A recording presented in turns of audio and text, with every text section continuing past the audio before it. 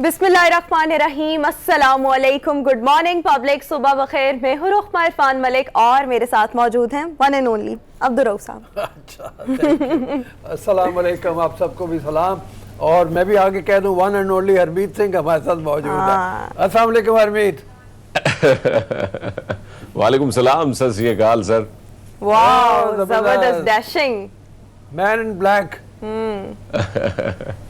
Very nice, बहुत अच्छे लग रहे हो पूरे भैया। नहीं, बहुत अच्छे लग रहे हो। हाँ, तो कैसा, हम वही से शुरू करते हैं जो हमेशा। बहुत अच्छे लग रहे हो भाई। आपने कहना है इस्लामाबाद ऑसम। मैं भी देखा है, मैं जिस रात पहुंचा इस्लामाबाद यानी जुम्मे की रात को, इतनी बारिश तेज जिसकी कोई हद नहीं। मतलब हम लोग बाहर निकले थे रात के 11-12 बजे, जब मैं जा रहा था अपने होटल की तरफ, तो वाकई नजर कुछ नहीं आ रहा था। अच्छा। और विंड स्क्रीन पे वाइपर फुल स्पीड पे चलने के बावजूद जो है वाइपर लग रहा था बेकार हो गया, वो काम नहीं कर रहा था, बारिश थी ज्यादा। ठीक, और आप तो आगे नथिया गली की सैर करके आए अकेले, आए और गायब होके चले गए सर।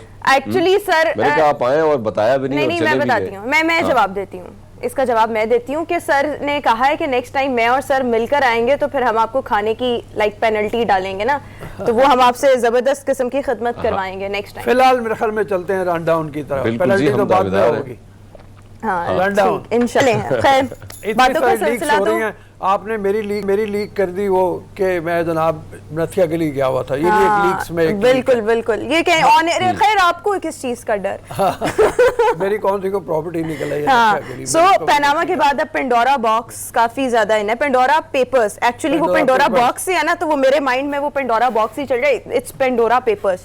तो खैर, इस पर हमने आज तफसीलन गुफ्तगू करनी है। सबसे पहले जनाब पब्लिक का डेली डोज, उसके बाद हम पेंडोरा लीक्स पर तफसीलन गुफ्तगू करेंगे। पाकिस्तान में कौन कौन सी ऐसी शख्सियात मौजूद है जिनका इन पेंडोरा लीक्स में नाम जो है वो शामिल है, और इसके बाद हम गुफ्तगू करेंगे इंतखाबी इस्लाहात का जो सिलसिला है। हुकूमत बहुत कोशिश कर रही है कि जो आने वाले इंतखाबात हैं वो इंतखाबी इस्लाहात के तहत ही करवाए जाए, इंतखाबी इस्लाहात करके, और साथ साथ तारकीन वतन को क्या वोट का हक हासिल होगा या नहीं, तफसीलन हम शो में आज इस पर गुफ्तगू करेंगे। और फिर घुटनों का इलाज किस तरह से किया जा सकता है बगैर किसी मेडिसिन के, इसका ट्रीटमेंट क्या हो सकता है और किस तरह से आप अपने जो घुटने हैं, जॉइंट्स हैं, उनकी सेहत को बरकरार रख सकते हैं, इस पर भी आज हम गुफ्तगू करेंगे। और ठल में 78 करोड़ रुपए की लागत से मीठे पानी का मंसूबा 8 साल से इल्तवा का शिकार है। इल्तवा की वजूहात क्या है, क्या वजूहात हैं जो अब तक ये मंसूबा पाया तकमील तक नहीं पहुंच सका, इन तमाम मौज़ूआत को आज हम अपने शो में डिस्कस करेंगे। सबसे पहले डेली डोज का आगाज इस अफसोसनाक है, पाकिस्तान के नामवर comedian, actor legend Umar Sharif साहब हफ्ते के रोज़ इंतकाल कर गए थे और जर्मनी में उनका डायलिसिस हो रहा था, जिस दौरान उनकी तबीयत काफ़ी ज़्यादा बिगड़ गई और निमोनिया का भी गालिबन उनको एक अटैक हुआ था, लेकिन उनकी जो तबीयत थी वो संभल नहीं पाई, जिसके बायस वो अपने खालिक के हकीकी से जा मिले। हुकूमत पाकिस्तान और सिंध हुकूमत ने उनके इलाज के लिए तमाम तर इंतजामात मुकम्मल किए। गो के जो इंतजामात थे वो तात्तुल का शिकार हो गए। एयर एम्बुलेंस का जो बंदोबस्त था वो करने में काफ़ी टाइम लगा, 10 से 12 रोज़ एक्स्ट्रा लगे, और फिर जब वो वहाँ गए तो अपने सफ़र के दौरान ही एयर एम्बुलेंस कुछ ख़राब भी हो गई, जिसके बायस उनको जर्मनी में थोड़ा सा क़याम करना पड़ा, लेकिन वहाँ पर उनकी हालत जो थी वो बिगड़ गई। मेरा बस, जैसे हम पहले भी इस स्टोरी को हम कवर करते रहे, तो यही था कि अगर हुकूमत भी अखराजात बर्दाश्त कर रही है और वो भी इतना ट्रेवल करके कहीं जा रहे हैं, तो अल्लाह ताला कोई मुआवजा कर दे कि उनकी उम्र दराज हो जाए, बट शायद अल्लाह ताला को यही मंजूर था। लेकिन ये वो खबर है जिसपे बहुत से पाकिस्तानियों के दिल जो है वो अफसरदा है और ताज़ियतों का एक सिलसिला जो है वो बंधा हुआ है। बाकी तो सर आप रोशनी डालेंगे। तमाम लोग जो हैं, अदाकार हों, चाहे राइटर हों, चाहे पॉलिटिशियंस हों, सब ने अपनी तरफ से जो एक दिलजोई की कोशिश की, उनके ख़ानदान की ताज़ियत की, उनके ख़ानदान के साथ याद करते रहे उनकी जो एक इतनी बड़ी वो तारीख छोड़ गए। रोसा बहुत ही आसान होता है किसी का दिल दुखाना, किसी को किसी के आंसू बहाना, लेकिन सबसे मुश्किल काम है दुनिया में भाई किसी दुखी के चेहरे पे खुशियां बिखेरना, और अपने ऐसे तंज मज़ा से कि आप समा बांध लेते थे। यकीन माने कि आज एक ऐसे अजीम हमारे इंसान जो थे, कॉमेडियन के साथ साथ एक अजीम इंसान मैं कहूँगा, क्योंकि आज वो जहाँ जहाँ गए उन्होंने पाकिस्तान का नाम रोशन किया।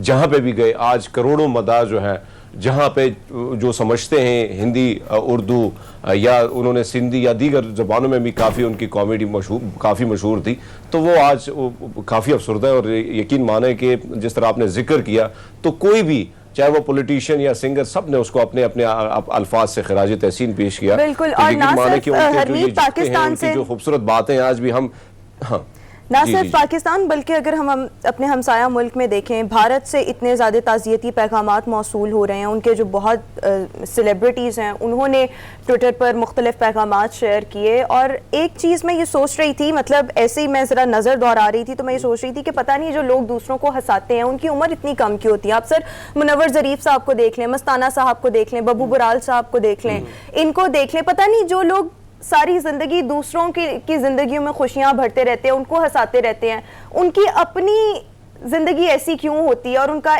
इख्तिताम इस तरह से क्यों होता है, ये और उम्र भी इतनी दराज नहीं होती। I don't know. 66 बरस के थे ये सिर्फ, और इतनी ज़्यादा उम्र नहीं थी, लेकिन यह है कि बहुत अरसे से बीमार चले आ रहे थे। डायबिटीज़ थी इनको, और डायबिटीज़ की वजह से कॉम्प्लिकेशंस इनकी बहुत सारी हुई थी।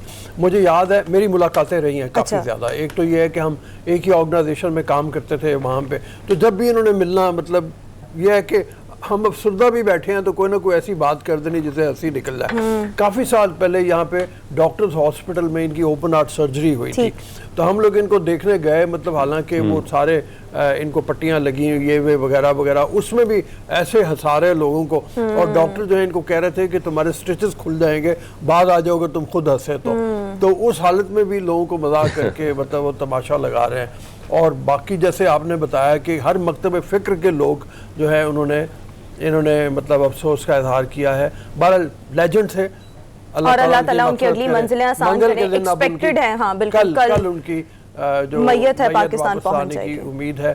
आज उनकी नमाज जनाजा अदा की जाएगी न्यूरेमबर्ग में, वहाँ की तुर्क मस्जिद है एक, वहाँ पे उसमें इनकी नमाज जनाजा। अल्लाह ताला उनकी अगली मंजिलें आसान करे। अफसोस है, बहुत ज़्यादा अफसोस है, दिल भी अफसरदा है। बहरहाल हम अपनी अगली स्टोरी की तरफ आएंगे, और आज की हमारे पास नेक्स्ट स्टोरी ये है कि ब्राज़ील से ताल्लुक़ रखने वाली Nicole Oliveira, am I pronouncing it right? ठीक है, निकोल, ठीक है ना। बड़ी देर लगी, मैं सर से शो से पहले भी ये नाम सीख रही थी कि इसको प्रोनाउंस किस तरह से करना है। बहरहाल ये दुनिया की सबसे कम उम्र तरीन माहिर फल्कियात बन चुकी हैं, और नासा से वाबस्ता एक प्रोग्राम है जिसमें ये शिरकत कर रही हैं और सैयारचों की तलाश भी कर रही हैं। इसके साथ साथ एक प्रोजेक्ट है एस्ट्रॉयड हंटर्स, जिसका बेसिकली मकसद ये है कि जो हमारे यंगस्टर्स हैं, दुनिया के जो यंगस्टर्स हैं, उनको जदीद साइंस से रोशनास करवाया जाए, तो उसका भी ये हिस्सा है। और इनके पेरेंट्स का ये कहना है कि निकोल का जो कमरा था स्टार्ट से ही जब इन्होंने भाला तो शमसी पोस्टर से सजा हुआ होता था, और अपने फारिग टाइम में ये टेलीस्कोप की मदद से आसमान की पिक्चर्स बनाया करती थी। सो देखें जरा शौक हो और इस तरह से आपको घर वालों की भी सपोर्ट हो तो आप कुछ भी कर सकते हैं। सो देखें 8 साल की एक बच्ची जो माहिर फल्कियात बन गई। 18 से का कहते हैं कि इसे पता लगा लिया अब तक, और बड़ी हिम्मत की बात है, मतलब बड़ी काबिलियत की बात है। अल्लाह करे कि ये बाकी सब्जेक्ट में भी उतनी लाइक हो। ये ना हो, लोग बहुत से ऐसे होते हैं जो किसी एक साइड पे लग जाए तो बाकी साइड उनकी कमजोर हो जाती है। तो मतलब अपनी पढ़ाई में भी वो इंटरेस्ट लेना बहुत जरूरी है, सिर्फ यही तो नहीं।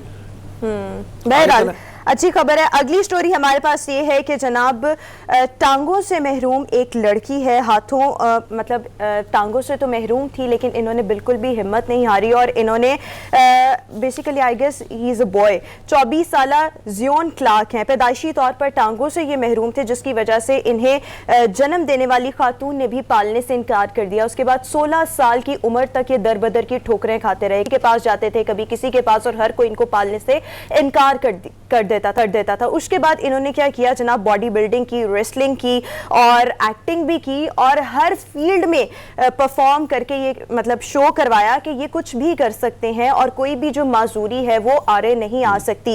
एंड अपार्ट फ्रॉम दिस, अभी इनकी रिसेंट जो अचीवमेंट है वो ये है कि 20 मीटर्स का फासला अपने हाथों के बल पर इन्होंने 4.78 सेकंड में तय करके नया आलमी रिकॉर्ड अपने नाम किया है। इसके साथ साथ 2024 में जो समर ओलंपिक्स और पैरालंपिक्स होने हैं उसमें भी ये पार्टिसिपेट करने का इरादा रखते हैं, और गोल्ड मेडल जीतने के लिए ये बहुत ज़्यादा पुरज़्म है।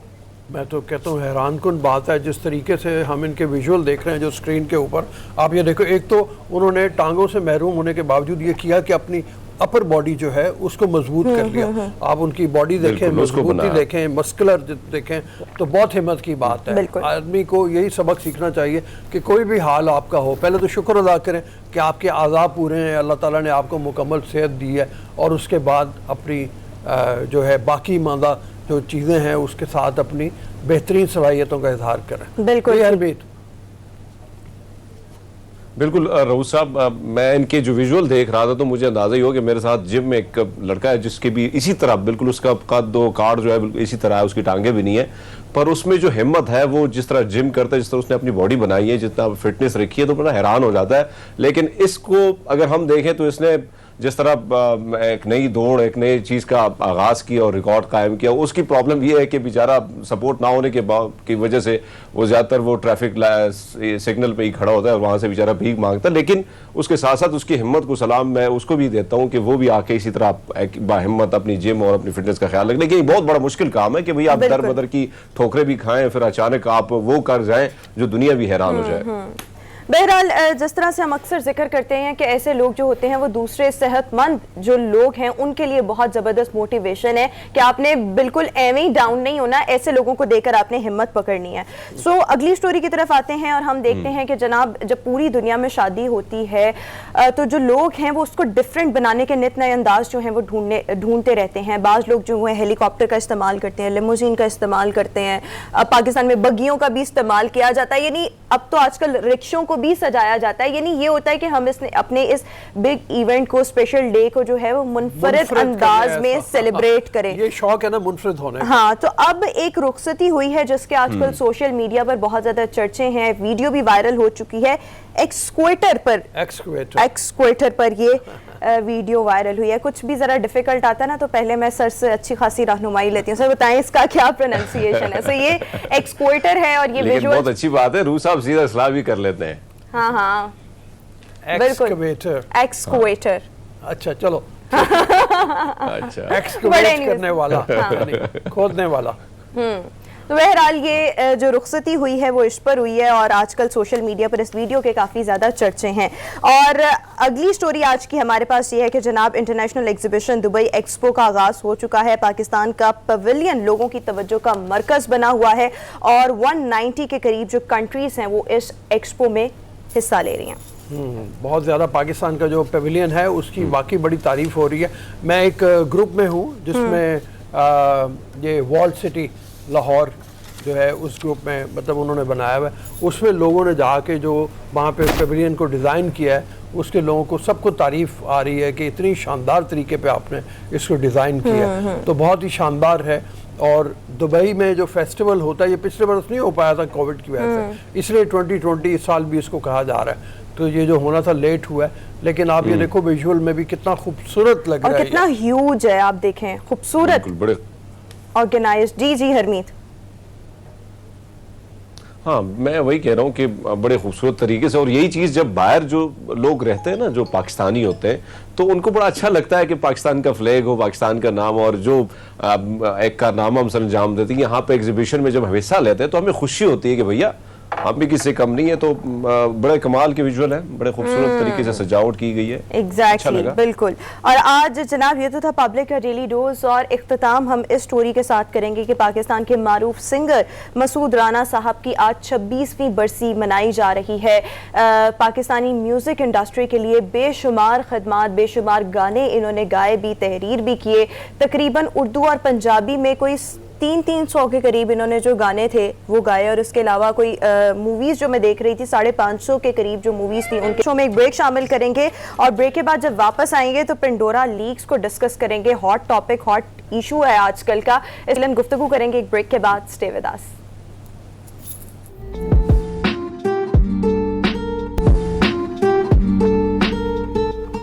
ब्रेक के बाद एक बार फिर से गुड मॉर्निंग पब्लिक में आपको खुश आमदीद कहेंगे। व्यूअर्स, हफ्ते की रात से एक हॉट स्टोरी चल रही है पेंडोरा लीक्स के नाम से, और कल रात इसकी जो डिटेल्स थी वो भी शेयर की गई। और एक्चुअली के माली उमूर पर होने वाली सबसे बड़ी इन्वेस्टिगेशन है जिसमें ये कहा जा रहा है कि बहुत से पाकिस्तानियों के, पाकिस्तान की आला और बासर शख्सियात के नाम भी शामिल हैं। Pandora papers 1 crore 19 lakh files पर मुश्तमिल है, और इस तहकीकात की अगर बात की जाए तो दुनिया की 117 13 ममालिक के 150 मीडिया हाउसेस के 600 से ज्यादा रिपोर्टर्स थे जिन्होंने इस इन्वेस्टिगेशन में पार्टिसिपेट किया। पाकिस्तान से दी न्यूज के उमर चीमा और फखर दुरानी ने पार्टिसिपेट किया था और जब इसकी डिटेल सामने आई तो ये कहा जा रहा है कि लंदन में जायदादें खरीदने वालों में पाकिस्तान इस वक्त, पाकिस्तानियों की जानिब से पाकिस्तान इस वक्त 5वें नंबर पर है। इसके बाद जिन जिन शख्सियात के नाम सामने आ रहे हैं, बहुत सी बासर शख्सियात हैं, सियासी शख्सियात भी हैं, अस्करी क़यादत की भी कुछ लोग हैं, बट शौकत तरीन साहब हैं, फैसल वावडा साहब हैं, शर्जील इनाम मेमन साहब हैं, मोन्नस इलाही और अली डार समेत 700 ऐसे पाकिस्तानी हैं जिनके नाम पेंडोरा लीक्स में मंजर आम पर आए हैं। सर, आप भी कोई कमेंट करना चाहेंगे? जी, वो जो आपने कहा फौजी लोग हैं वो सारे साबिक हैं, मतलब उसमें बिल्कुल साबिक फौजी अफसरान हैं, कोई नहीं है, लेकिन यह है कि बहुत बड़े नाम हैं। आपने जैसे कहा सबसे बड़े जो नाम हैं जिनकी बुनियाद के ऊपर लोग कह रहे हैं कि जी पहले भी इनके नाम आए थे, वो भी उस वक्त भी कोई कार्रवाई नहीं हुई थी, तो अब भी जो नाम आए हैं, फैसल वावडा का जैसे नाम है, उनका पहले मतलब वो मौजूद था नाम, अब भी मौजूद है। लेकिन मेरे ख्याल में चलते हैं बारी साहब की तरफ, हम अपनी तफसील तो करते रहेंगे। बारी साहब अस्सलाम वालेकुम। वालेकुम सलाम जी।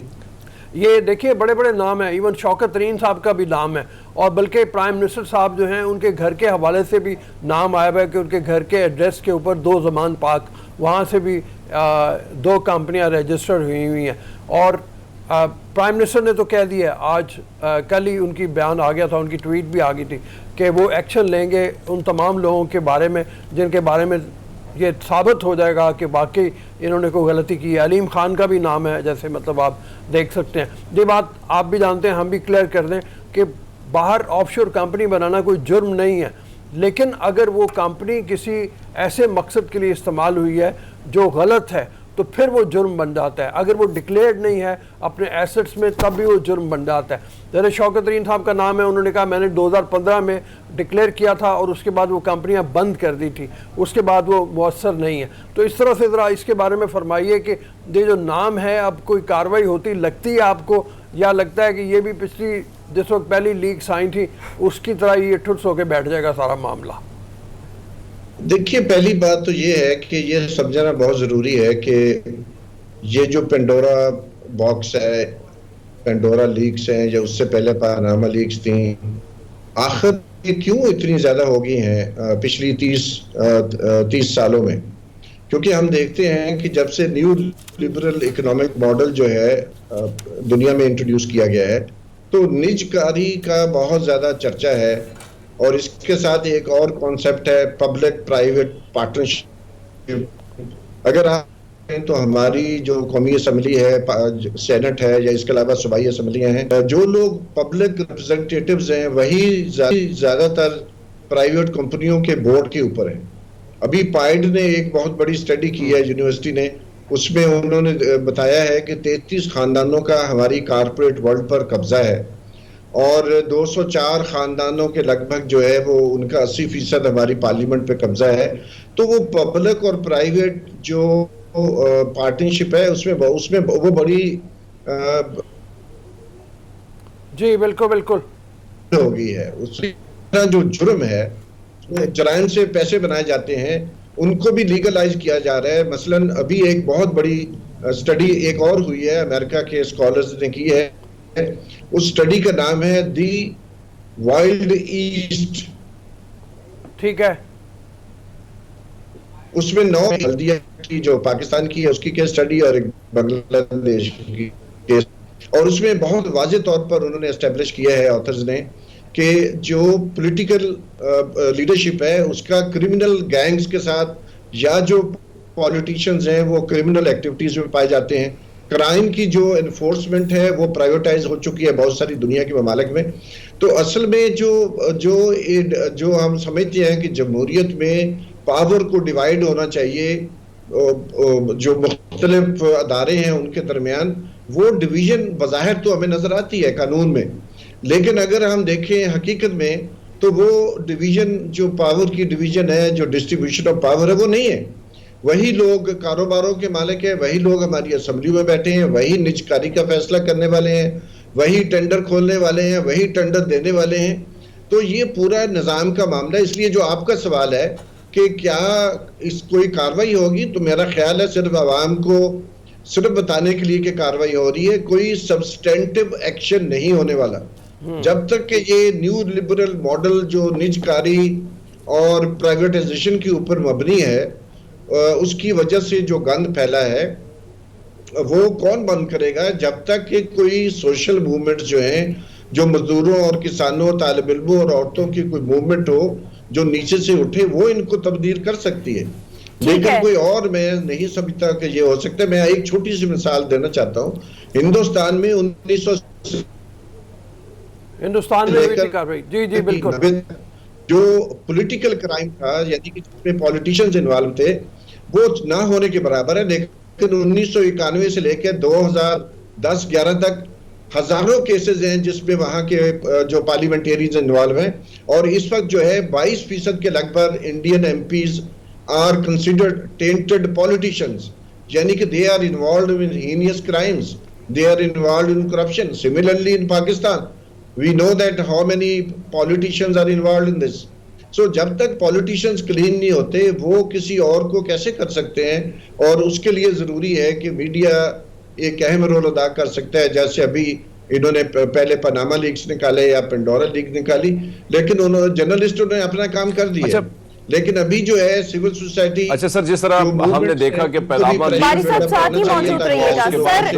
हमारी पॉलिटिक्स को क्लीन किया जाए, और ताकि जो जर्नैल भी रिटायर नहीं पकड़े जाते तो फिर हम उनको तभी पकड़ सकते हैं जब हमारे पॉलिटिशियन क्लीन होंगे। ठीक है जी हरमीत।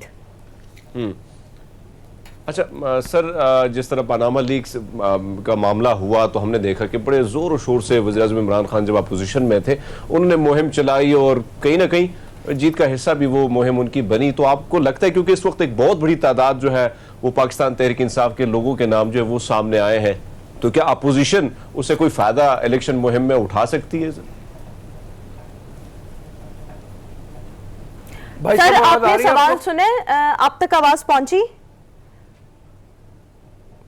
जी आवाज कट के आ रही थी। सर हरमीत का सवाल ये है कि जब वजीर आजम साहब ऑपोजिशन में थे, पनामा का जो पनामा लीक्स जो था सब मंजर आम पर आया, तो उस पे उनको बहुत सा फायदा हुआ वजीर आजम इमरान खान साहब को कहीं ना कहीं। अगर अब हम बात करें तो इन पेंडोरा लीक्स में पाकिस्तान तहरीक इंसाफ के बहुत से लोगों के नाम जो है वो शामिल हैं, तो ऑपोजिशन क्या इन नामों से फायदा उठा सकती है आम इंतखाबात में जो आने वाले हैं 2023? देखिए, ये तो बिल्कुल पॉलिटिशियंस का काम है। एक दूसरे जो मुखालफीन है उनके ऊपर कोई अगर इल्ज़ाम लगेगा तो उसको पोलिटिसाइज करेंगे, वो यकीनन करेंगे, और पॉलिटिक्स में यही होता आया है सदियों से। तो कोई नई रवायत तो हम कायम नहीं कर रहे, वो यकीनन करेंगे, और उनका राइट भी है कि वो मसले को उठाएं। जिस तरह के पीटीआई ने ज़ाहिर है उसका पॉलिटिकल फ़ायदा उठाया है, लेकिन उसकी पॉलिटिक्स को छोड़कर हमें जो सिविल सोसाइटी और मीडिया है उसको तो इसको मेरिट पे देखना है। लेकिन अगर आप देखें पिछले चंद सालों से जो साउथ कोरिया की प्रेसिडेंट थी वो जेल में है, वो डिस्क्वालीफाई हुई। ब्राज़ील के बहुत ही पॉपुलर, आज भी वो बहुत पॉपुलर हैं, लोला साहब जो हैं वो बहुत बड़ी मेजॉरिटी के साथ ब्राज़ील के सदर बने, लेकिन उनको करप्शन के केस में जाना पड़ा। मामला ये है कि क्या उन्होंने करप्शन की थी या करप्शन को पॉलिटिसाइज किया गया है।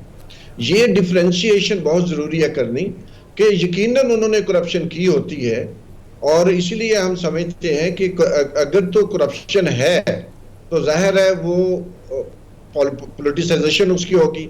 लेकिन हमारा क्या काम है, मीडिया का और सिविल सोसाइटी या जो CSOs हैं, NGOs हैं, थिंक टैंक्स हैं, उनकी जिम्मेदारी है कि ऐसे सियासतदानों को जो करप्शन में इन्वॉल्व हैं, चाहे वो पॉलिटिसाइजेशन हो रही है, लेकिन पॉलिटिसाइजेशन में हमें हिस्सा नहीं बनना, हमें उसको मेरिट के ऊपर एक्सपोज करना ज़रूरी है, ताकि ऐसे लोग जो हैं उनको बिल्कुल सियासत से बाहर किया जाए। तो उसको हमें उस पॉलिटिसाइजेशन का हिस्सा नहीं बनना चाहिए। लेकिन अगर वाकई मेरिट निकलता है कि ये इस शख्स ने, इस पॉलिटिशियन ने, इस मिनिस्टर ने, इस प्राइम मिनिस्टर ने धांधली की है, उसने पैसा लॉन्डर किया है, बाहर भेजा है और किकबैक्स लिए हैं, तो पॉलिटिक्स को छोड़ते हुए फिर भी हमें ऐसे पॉलिटिशियंस का एहतसाब पब्लिक को भी करना बिल्कुल चाहिए। बिल्कुल, मेरिट पर एहतसाब करना चाहिए। सर यहाँ पर ये फरमाइएगा, जिस तरह से हम पैनामा का जिक्र भी कर रहे हैं, उसमें लगभग 400 के करीब लोगों के जो नाम शामिल थे, कार्रवाई या जो केसेस चले वो सिर्फ मियां मोहम्मद नवाज शरीफ साहब के खिलाफ थे, और ये रात से ये बात चल रही है कि सिर्फ कार्रवाई उनके खिलाफ होती है जो लोग टारगेटेड होते हैं। आपको क्या लगता है, जिस तरह से आपने कहा कि आपको तहकीकात होती दिखाई नहीं दे रही, बट अगर कोई ऐसी पर्सनालिटी हो जो टारगेटेड हो तो फिर उसके खिलाफ भी केसेस चल सकते हैं जिस तरह माजी में चले? देखिए जी, मैं ये तो नहीं कह सकता कि नवाज शरीफ को छोड़ दिया जाए और फैसल बावडा को पकड़ लिया जाए या वाइस वर्सा।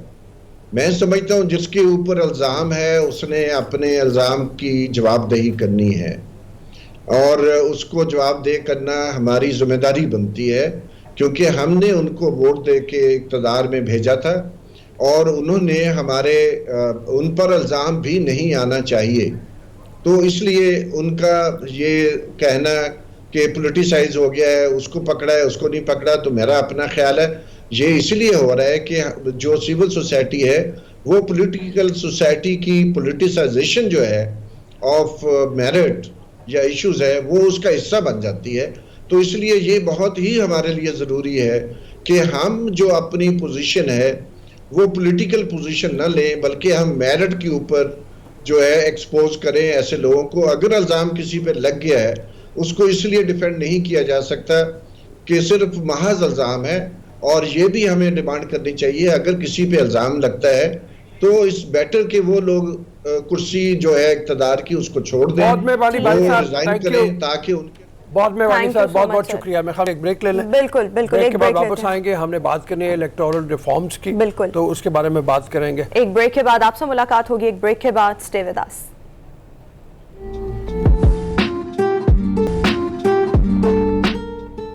ब्रेक के बाद एक बार फिर से गुड मॉर्निंग पब्लिक में आपको खुश आमदीद कहेंगे। व्यूअर्स, इलेक्टोरल रिफॉर्म्स पर बात करेंगे जिसके हवाले से बहुत सी खबरें हम आए रोज सुन रहे हैं, लेकिन ताहाल इस मामले पर कोई भी जो दरमियानी रास्ता है वो नहीं निकल सका हुकूमत और अपोजिशन के माबैन।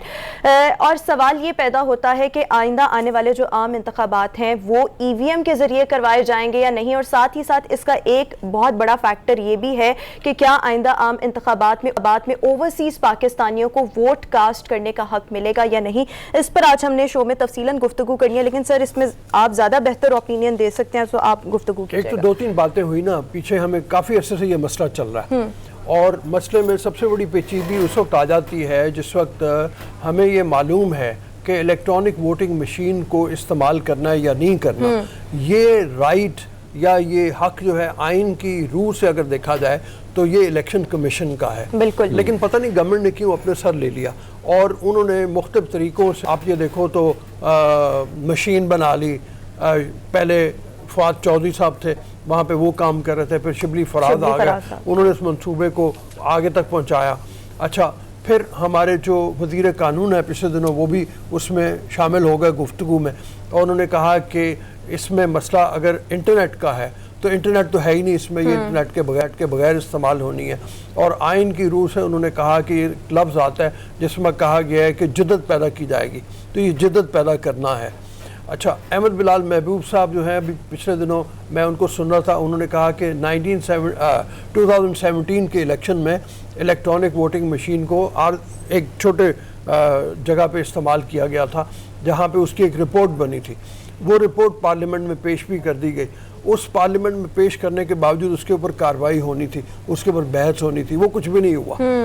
तो ये सारी चीज़ें ऐसी हैं जो मतलब उसको एक ऐसा बना देती हैं काम, और फिर गवर्नमेंट की मुसलसल इंसिस्टेंस, गवर्नमेंट का मुसलसल जोर कि हमने तो इसी तरीके से करवाना है और कोई तरीका नहीं है। थोड़ी स्टबर्नेस सर, थोड़ी रिजिडिटी शो की जा रही है, हालांकि ये वो मामलात है जिनको मेरे ख्याल में अफवाम व तफहीम से बहुत आसानी से हल किया जा सकता है। अफवाम व तफहीम के बगैर और कोई रास्ता भी नहीं है। बिल्कुल, ये जो है ये अना का ऐसे लग रहा है मसला बना लिया अगर गया। आपने मतलब ये करना है तो आपको अपोजिशन के साथ बैठ के इसको पार्लियामेंट में इसको बहस करना है, लेकिन हुकूमत चाहती है कि एक कानून साजी कर ले, उस कानून साजी के जरिए इसको जबरदस्ती इम्प्लीमेंट सर वो तो कह रहे हैं सदारती ऑर्डिनेंस की भी वो लोग बात कर रहे हैं ना।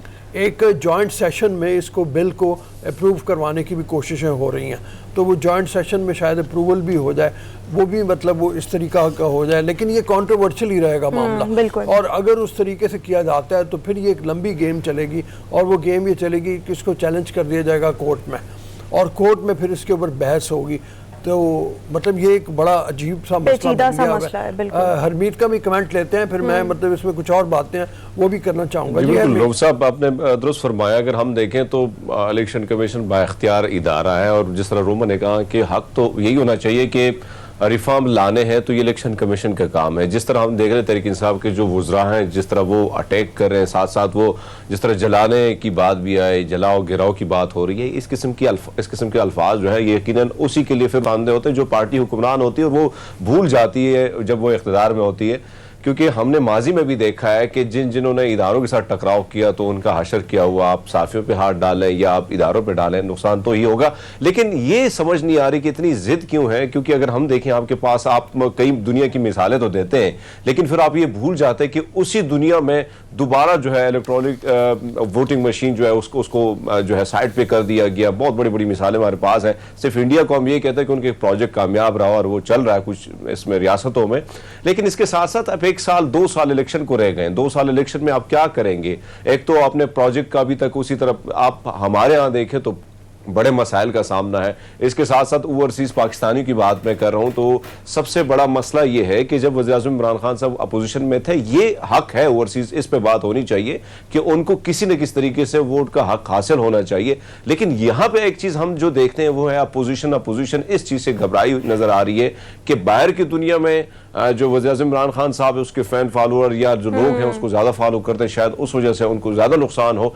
तो यहाँ पे थोड़े से वो घबरा जाते हैं। वो इसी जो ओवरसीज पाकिस्तानी उनको वोट के हक की बात जब की जाती है तो अपोजिशन यहाँ पे थोड़ी सी बुकलाहट का शिकार नजर आती है। लेकिन अभी इस रिफॉर्म्स की मैं बात करूं तो कम से कम जब तक ये मिल बैठ के अपोजिशन के साथ नहीं बैठेंगे और खुद से कानून बना के इस चीज को पास करेंगे तो ये नुकसानदेह होगा तहरीक इंसाफ के लिए। बिल्कुल, तहरीक आने वाला जो इलेक्शन है रऊफ साहब और रोमा, वो भी कंट्रोवर्शियल हो सकता है। बिल्कुल कंट्रोवर्शियल हो सकते हैं, और मेरे ख्याल में माजी में आज तक जितने भी इलेक्शंस हुए हैं वो सारे कंट्रोवर्शियल ही रहे हैं, कंट्रोवर्सी का शिकार रहे हैं। बट एनीवेज ये जो मामला है इसको अफवाम तफहीम से ही सॉर्ट आउट करना चाहिए और इसका कोई हल नहीं है। अभी हम शो में एक ब्रेक शामिल करेंगे, एक ब्रेक के बाद दोबारा हाजिर होंगे कुछ नए मौज़ूआत के साथ। Stay with us.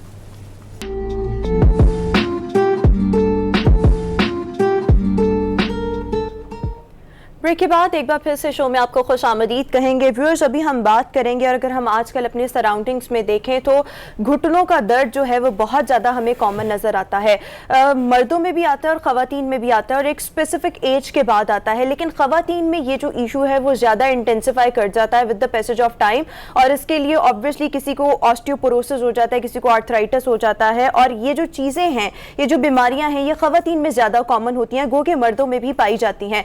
अब इसके लिए ऑल्टरनेटिव सॉल्यूशंस क्या होते हैं, ट्रीटमेंट्स क्या होते हैं कि इसके लिए नी रिप्लेसमेंट करवानी पड़ती है, कभी कभी सर्जरीज भी डॉक्टर्स रिकमेंड कर देते हैं, बहुत पेनफुल प्रोसीजर्स होता है और हमारे यहाँ पर लोग अवॉइड करते हैं इस किस्म की सर्जरीज करवाने से, और मेडिसिन से इसका इलाज कम ही हो पाता है। बट आज हम डिस्कस करेंगे कि बगैर मेडिसिन के घुटनों के दर्द का इलाज क्या मुस्तकिल तौर पर हो पाता है या नहीं। हमारे साथ pain management specialist doctor Zaheer Anjum हमें शो में ज्वाइन करें। डॉक्टर साहब, thank you so much, welcome to the show. सबसे पहले तो लेट्स वेरी बेसिक क्वेश्चन कि क्या इलाज हो सकता है दवा के बगैर, और अगर हो सकता है तो वो चीज़ें क्या है जिनके ज़रिए इलाज मुमकिन है? बिल्कुल ये पॉसिबल है। सबसे पहले तो ये कि जो पेन मैनेजमेंट में जो मेडिसिन्स यूज़ होती हैं वो एक वक्ती तौर पे सॉल्यूशन है जो कि सिर्फ दर्द को ख़त्म करता है, दर्द की वजह को ख़त्म नहीं कर पाते। यानी जैसे ब्रूफिन है या जो एस्पिरिन या इस तरह की जो है, और उसके बहुत से साइड इफ़ेक्ट्स होती हैं। लेकिन जो मेरी स्पेशलिटी है वो रीजनरेटिव मेडिसिन है,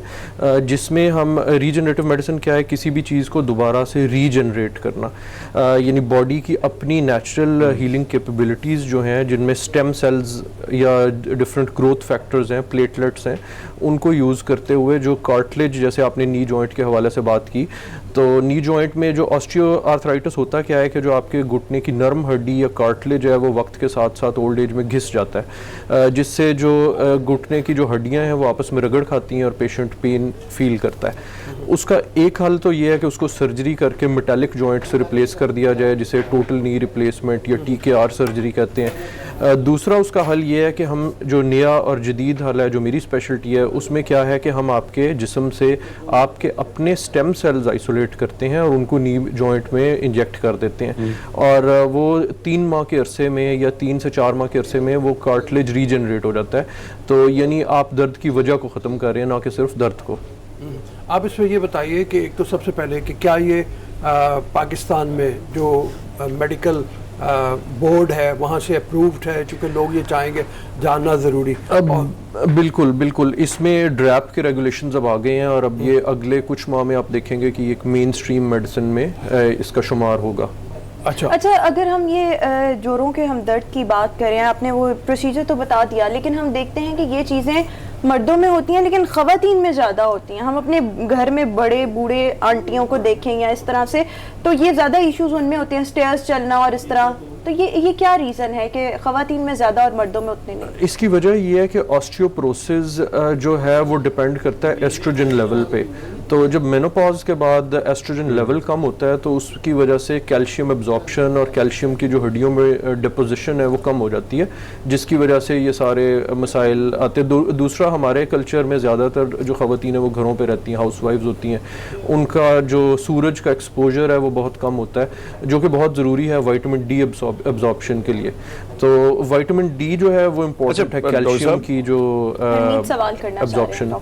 जी हरमीत।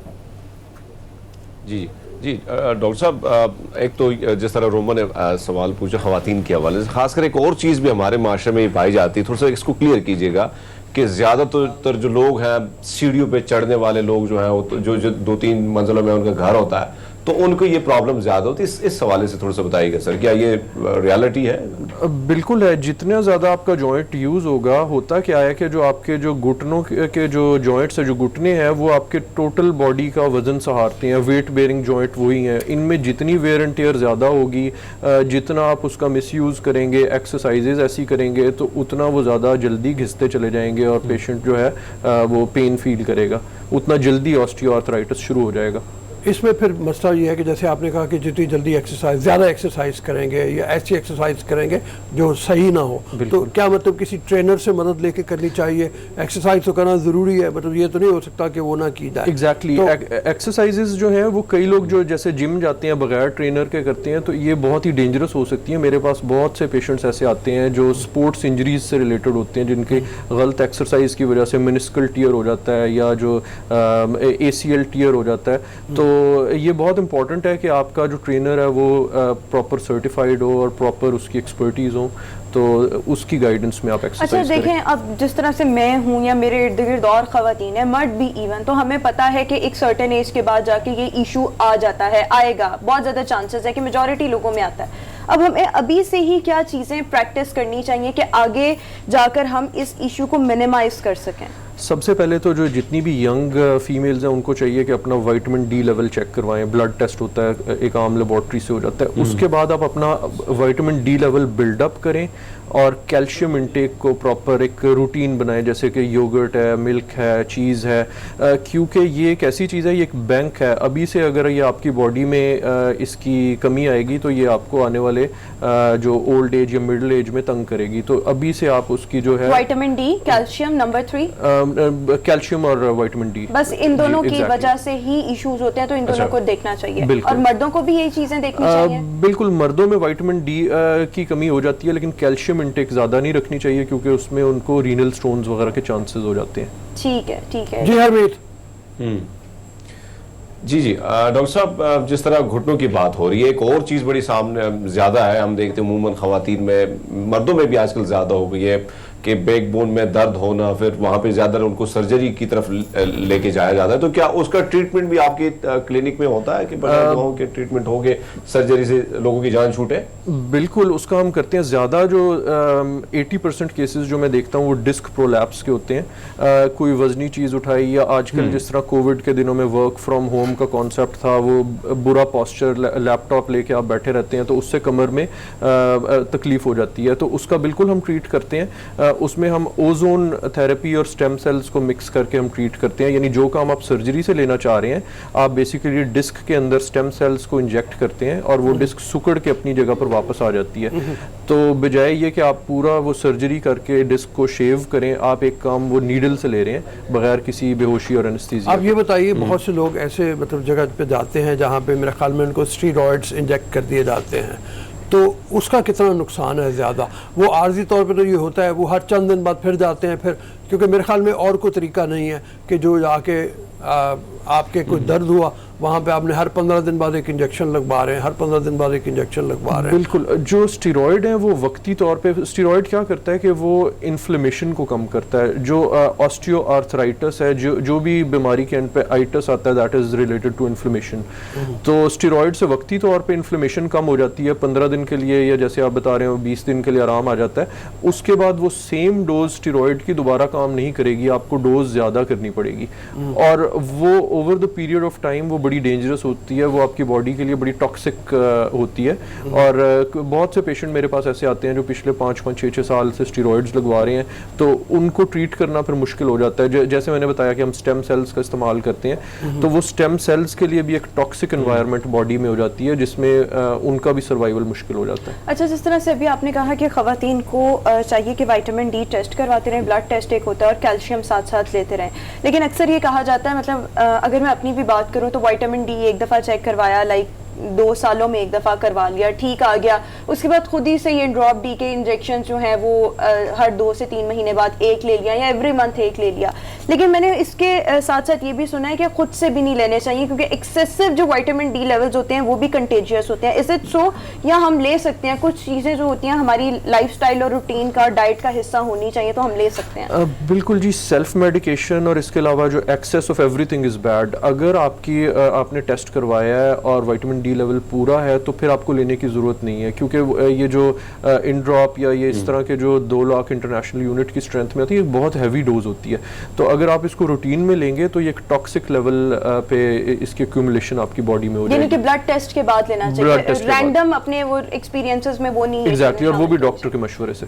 अच्छा, एक खास एज के बाद। अच्छा डॉक्टर साहब, जिस तरह रोमन ने बात की, जी जी जी जी जी जी जी जी जी रोमन ने जिस तरह सवाल किया कि भाई मुस्तकबिल में हमें क्या करना, उसके लिए तैयारी पहले से पकड़ लेते हैं। तो अगर हम लाइफस्टाइल की बात करें, ये जो जिस्म में मुख्तलिफ जगहों में पेन निकलता है, फिर बड़ी तकलीफ होती है, चलने फिरने में मसला होता है, तो क्या अपने लाइफस्टाइल को क्या क्या चीज़ें अपनानी होगी कि इस चीज़ से कम छुटकारा मिले? खासकर ख़वातीन जो है वो, उनमें ये मसले ज़्यादा पाए जाते हैं, जो घरों में या देहातों में, या जो कुछ ख़वातीन तो देहातों में काम करती है लेकिन जो घरों में बैठी हैं, उनके लिए क्या पैगाम है? मोस्ट इम्पॉर्टेंट जो चीज़ है वो है डाइट, कि आपकी, जैसे मैंने बताया, आप दूध या दही और इस तरह की चीज़ों का इस्तेमाल करें। दूसरा, आप लाइट एक्सरसाइज और वॉक को डेली रूटीन का हिस्सा बनाएं, क्योंकि जिस तरह मैंने आपको बताया, वेट बेरिंग जॉइंट, आपके जिस्म का सारा जो वजन है वो आपके घुटने बर्दाश्त करते हैं। अगर आप 10 किलो भी ओवर वेट हैं तो वो 10 किलो ज़्यादा आपके घुटनों ने उठाया हुआ है, और वो उसको डैमेज कर रहा है, जो कार्टिलेज है उसको वो कॉन्स्टेंटली उसको घिसा रहा है, उसको डैमेज कर रहा है। तो अगर आपका वेट ठीक होगा तो ये सारी चीजें जो है, ओवरवेट हो गया, कैल्शियम और विटामिन डी लेवल्स आपने कहा इनको मॉनिटर करना है, खुराक अच्छी रखनी है। अच्छा, इसके अलावा जो बहुत से लोग सेडेंटरी लाइफस्टाइल गुजार रहे होते हैं, जैसे मैं हूँ, मतलब ऑफिस जॉब की, घर जाके भी कोई ऐसा सच काम ना किया, तो इस तरह की चीजें भी इन फ्यूचर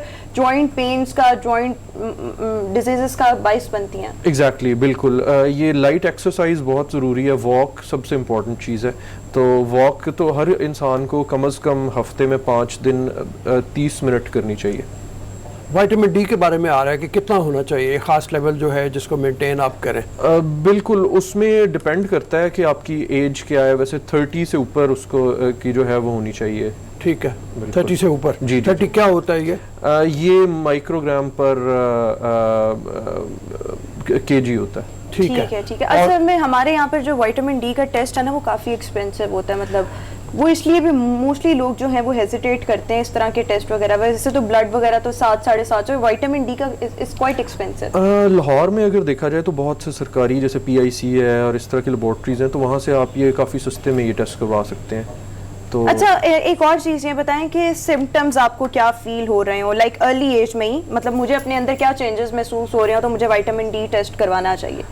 आपके बॉडी एक्स, थकावट का होना, इसके अलावा जोड़ों में दर्द, इसके अलावा जब विटामिन डी की कमी होती है तो कैल्शियम की कमी एक नेचुरल चीज़ है, वो भी साथ हो जाती है। बल पड़ जाते हैं जैसे बाजू में या टांग में, इस तरह आप सुबह उठें तो आपके जी टांग में बल पड़ गया। और मैंडेटरी किस एज में होता है जाकर विटामिन डी टेस्ट होता है? होता है आपको ये 35-40 तक ना फीमेल्स को लाजमी करवाना चाहिए। साल में एक दफ़ा काफ़ी है? साल में एक दफ़ा काफ़ी। साल में। अच्छा, ये फरमाइए आर्थराइटिस का, ऑस्टियोपोरोसिस का और विटामिन डी का, इनका आपस में ताल्लुक क्या है? और क्या आर्थराइटिस बिल्कुल एक अलग से चीज़ है जिसका दर्द जो है महसूस हो तो आपको फौरी तौर पे कंसल्ट करना चाहिए, आप जैसे लोगों के पास आना चाहिए? बिल्कुल, ये बड़ा इंपॉर्टेंट है। ऑस्टियोपोरोसिस जो है वो समटाइम्स लीड्स टू ऑस्टियोआर्थराइटिस।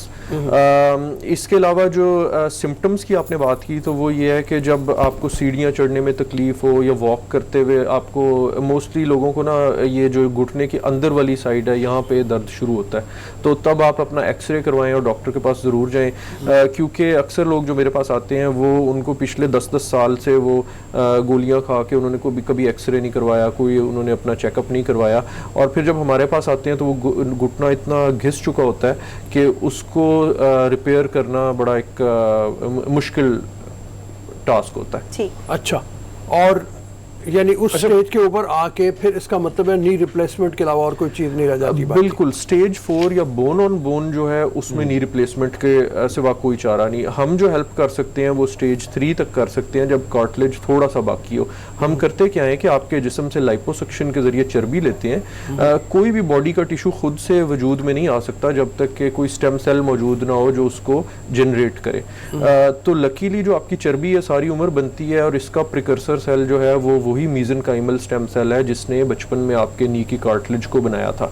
तो अगर हम आपकी चर्बी को आइसोलेट करके उसमें से जो मीज़ेनकाइमल स्टेम सेल है उसको निकाल के, तो उससे हम कोई भी उस सेल लाइन की चीज़ बना सकते हैं। यानी मैं चाहूँ तो मैं आपके बाल लेबॉर्ट्री में उगा सकता हूँ आपकी चर्बी लेके। तो कोई भी वो सेल लाइन जो है इंक्लूडिंग कार्टिलेज हम रीजनरेट कर सकते हैं। ये कितने % चांसेस है इसकी सक्सेस के?